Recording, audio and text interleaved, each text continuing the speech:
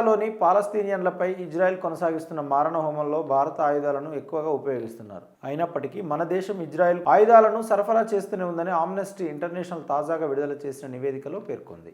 Israel సైన్యానికి ఆయుధాలు సరఫరా చేసే పెద్ద ఇజ్రాయెల్ కంపెనీలకు భారతీయ ఆయుధాలు, మందుగుండు సామాగ్రి, విడి విభాగాలు, ఇతర పరికరాలు రవాణా అవుతున్నాయని ఈ నివేదిక తెలిపింది. ఈ మేరకు Amnesty International secretary general Agnes Callamard మాట్లాడుతూ, సంవత్సరాలుగా ప్రపంచానికి కనిపిస్తున్న గాజా మారణహోమం జరుగుతున్నప్పటికీ భారతదేశం ఇజ్రాయెల్ సైనిక రక్షణ రంగానికి మద్దతు ఇస్తూనే ఉందని మా పరిశోధన వెల్లడించిందని ఆయన అన్నారు.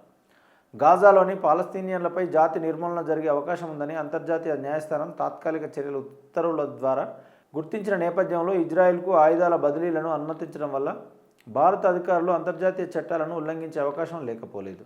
కాగా ఆమ్నెస్టీ ఇంటర్నేషనల్ పరిశోధకులు 2023 అక్టోబర్ 7 నుండి భారతదేశం ఇజ్రాయెల్కు రవాణా చేసిన దాదాపు 2596 ఆయుధాలు, మందుగుండు సామాగ్రి, విడిభాగాలు, పరికరాల సరుకులను విశ్లేషించారు.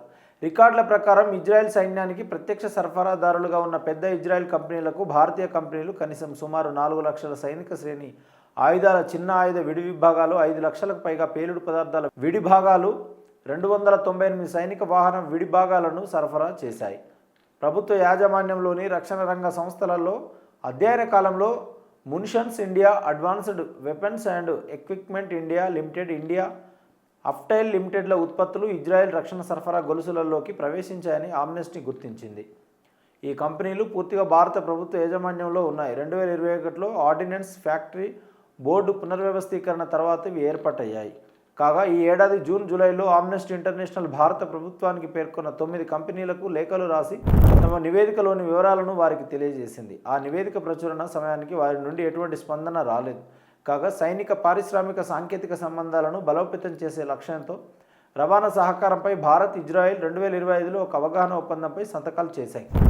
గాజాపై ఇజ్రాయెల్ జరిపిన మారణహోమ యుద్ధంలో జరిగిన నేరాలకు సంబంధించిన 2024 చివరిలో అంతర్జాతీయ క్రిమినల్ కోర్టు ఇజ్రాయెల్ ప్రధాని బెంజమిన్ నెతన్యాహుపై అరెస్టు వారెంట్ జారీ చేసినప్పటికీ భారత ప్రధాని నరేంద్ర మోడీ మాత్రం ఆయనను తరచుగా ప్రియమైన మిత్రుడు అని అభివర్ణించారు.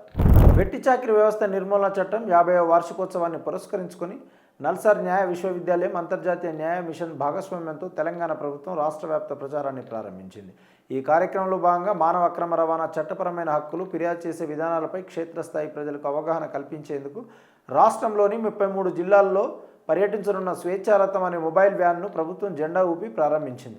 వెట్టి చాకిరీ, ఆధునిక బానిసత్వాన్ని నిర్మూలించడానికి తెలంగాణ రైజింగ్ కింద ముఖ్యమంత్రి రేవంత్ రెడ్డి దార్శనికతను బలోపేతం చేయడమే ఈ కార్యక్రమం యొక్క లక్ష్యం. ఈ సదస్సుకు 380 మందికి పైగా బాధితులు హాజరయ్యారు. ఇందులో వెట్టి చాకిరీ నుండి విముక్తి పొంది సర్పంచ్గా ఎన్నికైన లింగమ్మ హృదయ విదారక ప్రసంగంతో పాటు బానిసత్వం నుండి స్వేచ్ఛ వైపు సాగిన ప్రయాణాన్ని వివరిస్తూ ఒక సాంస్కృతిక నాటకాన్ని ప్రదర్శించారు. విస్తృత ప్రచారం కోసం గేయ రచయిత పల్లె నరసింహ రచించిన ఒక అవగాహన గీతాన్ని BLSA చట్టం 50 ఏళ్ల వార్షికోత్సవాన్ని పురస్కరించుకొని ఒక స్మారక పుస్తకాన్ని దేశవ్యాప్త ప్రభుత్వ పంపిణీ కోసం అధికారిక హెల్ప్ లైన్ పోస్టర్లను రాష్ట్ర ప్రభుత్వం ఆవిష్కరించింది.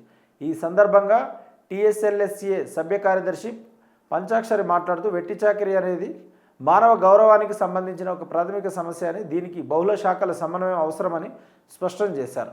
సహాయక చర్యలకు దీర్ఘకాలిక పునరావాసం, స్థిరమైన జీవనోపాధులు తప్పనిసరిగా తోడుగా ఉండాలని నల్సార్ వైస్ ఛాన్సలర్ కృష్ణదేవరావు చెప్పారు. IJM జాతీయ ప్రోగ్రాం డైరెక్టర్ మెర్లిన్ ఫ్రీడా మాట్లాడుతూ, 5 దశాబ్దాల చట్టం ఉన్నప్పటికీ రాతి క్వారీలు, ఇటుక బట్టీలు, రైస్ మిల్లులలో అమాయక కార్మికులు ఇప్పటికీ తీవ్రమైన దోపిడీని ఎదుర్కొంటున్నారని సభికులకు గుర్తు చేశారు.